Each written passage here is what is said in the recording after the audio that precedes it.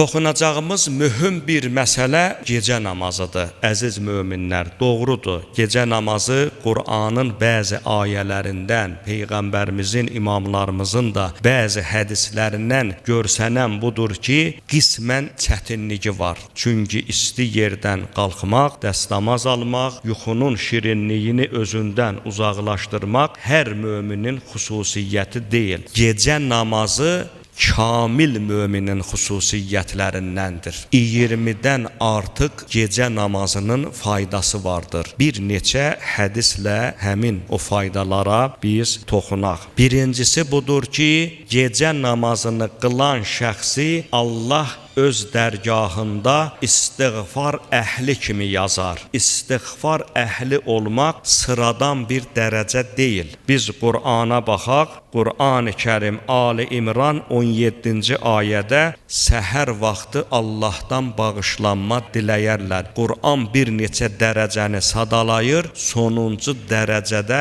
eyni zamanda qeyd eləyir ki, səhərə yaxın müddətdə bir qrup insan vardır ki, istiğfar diləməklə məşğuldular. İmam Sadiq əleyhissalam buyurur ki, hər kəs səhər vaxtı 70 dəfə istiğfar diləsə, o bu ayəyə daxildir. Yəni, o şəxs, o mömin Allahın bu Ali İmran surəsində nəzərdə tutduğu təbəqədən birinə çevriləcəkdir. O cümlədən biz görürük ki, gecə namazı həm də bütün keçmiş peyğəmbərlərin sünnəsi olub. Yəni, elə bir peyğəmbər olmayıb ki, gecə namazını tərk etmiş olalar. İmam Cəfər-i Sadiq əleyhissalam buyurur ki, sizə gecə namazı qılmağı tövsiyə edirəm. Çünki o, sizin peyğəmbərinizin sünnəsidir. Deməli, peyğəmbərimizin qoyduğu qaydalardan, qanunlardan biri də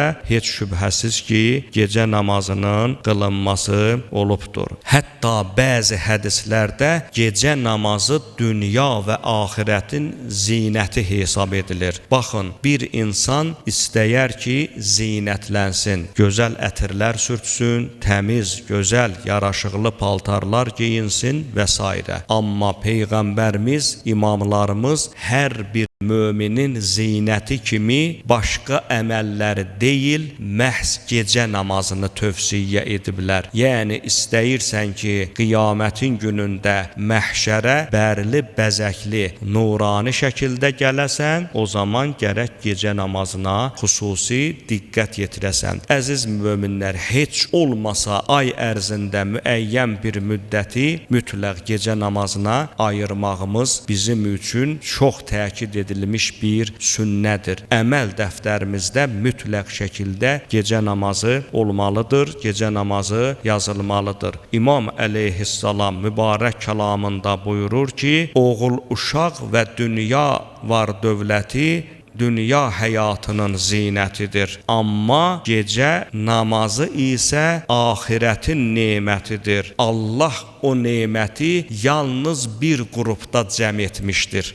Çünki bilirik ki, gecə namazını heç də hər kəs qılmır. İmam əleyhissalam bu mübarək kəlamı ilə bunu bildirmək istəyir ki, Allah kimi daha çox istəmişdirsə, gecə namazının fəzilətini həmin o şəxsin əməl dəftərinə yazmış, ona yükləmişdir. Gecə namazının üstün xüsusiyyətlərindən biri də bəla və müsibətlərin dəf edilməsidir. İmam Əli əleyhissalam mübarək bir kəlamında bəlalardan xilas olmağımız üçün belə buyurur. Elə ki, Allah bir yerə, bir qovmə əzab nazil etmək istəsə, belə buyurar. Baxın o qovmin gecə namazına. Görün, gecə namazı qılıblarmı, yoxsa yox. And olsun izzəti cəlalıma. Əgər yer üzündə məscidlərimi təmir edənlər, səhər vaxtı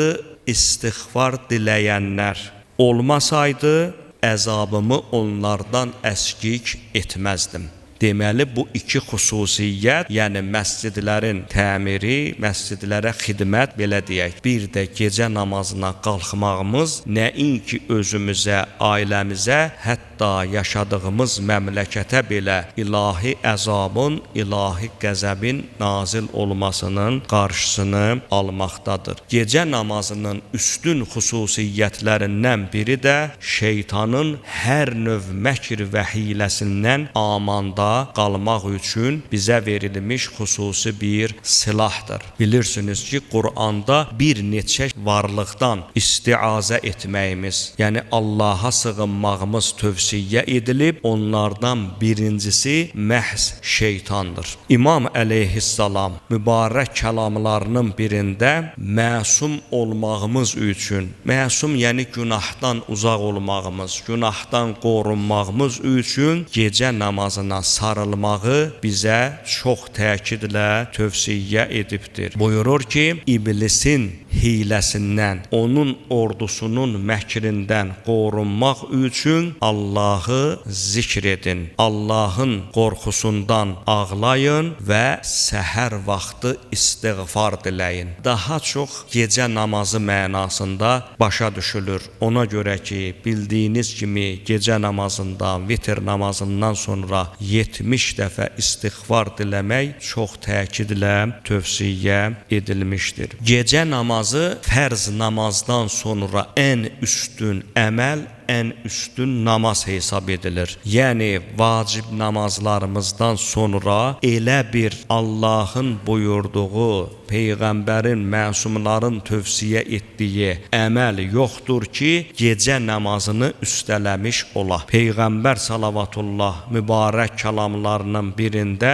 belə buyurur ki, vacib namazdan sonra ən bəyənilmiş əməl gecənin qaranlığında səhərə yaxın qılınan namazdır. Bir məsələyə də aydınlıq gətirək ki, burada qeyd edilmiş səhərə yaxın məsələsi doğrudur. Çox təkid edilib ki, sübh namazına az qalmış bir müddəti möminlər seçə. Məsələn, gecə namazı nə qədər çəkir? 1 saat. 1 saat sübh namazına, azanına qalmış o vaxtı seçə, gecə namazını həmin vaxtda icra eləsə, daha çox fəziləti vardır. Amma buna baxmayaraq, mümkündür ki, bəzi fəqihlər axşam namazlarını qıldıqdan sonra gecənin istənilən vaxtına qədər, axşamdan ta həmən o müddətə qədər sənə necə rahatdırsa həmin vaxtda namaz qılmağın, yəni gecə namazı 11 rəkətli gecə namazı qılmağın işğalsız olduğunu deyiblər. Axşam namazlarını qıldın, bilirsən ki, məsələn, gecə namazına gecə yarısı durmaq, sübhə yaxın durmaq sənin üçün müəyyən bir çətinlik yaradır. Eybi yoxdur. Axşam namazlarından sonra gecə namazını qıl, təki o sənin əməl dəftərinə yazılmış olsun. Peyğəmbər salavatullah bir hədisində belə buyurur. Cəbrail mənə belə dedi: Ya Peyğəmbər, sənin ümmətinin ən xeyirlisi gecə namazını qılanlardır. Deməli, istəyirsən ki, ümmət içərisində xeyirlisindən olasan, xeyirli mömin olasan, çalış gecə namazına xüsusi olaraq diqqət yetir. Hətta gecə namazı qılan şəxsi Allah özünə dost götürər. Bu haqda hədis-i şərifdə varımızdır. Hədis Cabir Əl-Ənsari belə buyurur: Həzrət İbrahimi Allah 2 xüsusiyyətinə görə özünə dost götürdü. 1. Yemək yedizdirdiyinə görə, hətta bəzi rəvayətlərdə var ki,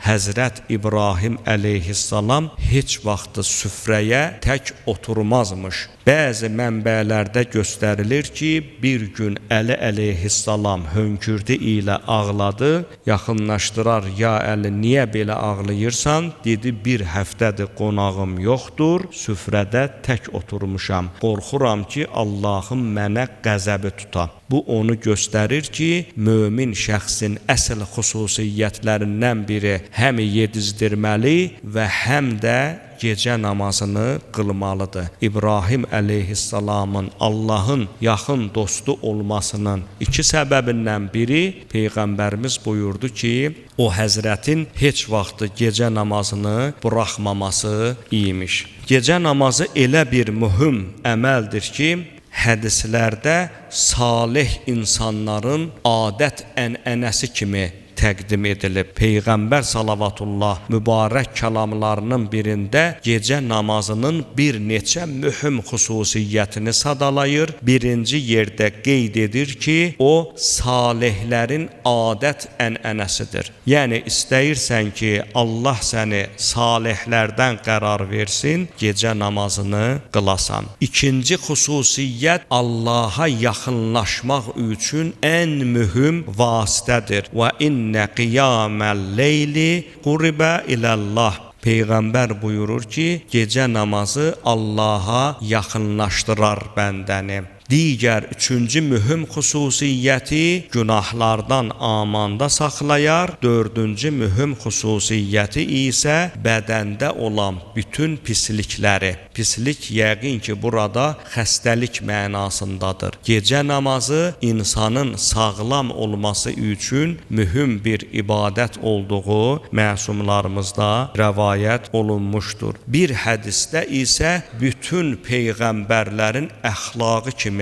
tərənnüm edilib. Hədis İmam Əli əleyhissalamdandır. Buyurur ki, gecə namazı bədəni sağlam edər, Allahı razı salar, Allahın rəhmətini nazil edər və gecə namazı qılanlar peyğəmbərlərin əxlaqından yapışmış olarlar. Bu onu göstərir ki, gecə namazının əziz möminlər nə dərəcədə əhəmiyyətli olduğu mübarək bu və ya digər kəlamlarda öz əksini tapmışdır. Hətta bəzi hədislərdə biz görürük ki, dünyəvi işlərimiz üçün gecə namazından biz kömək ala bilərik. Hədis İmam Cəfər-i Sadiq əleyhissalamdandır. Buyurur ki, sizə gecə namazı qılmağı tövsiyə edirəm. Çünki gecə namazı üzü nurlandırar, əxlaqı gözəlləşdirər, rozini artırar, borcun ödənməsinə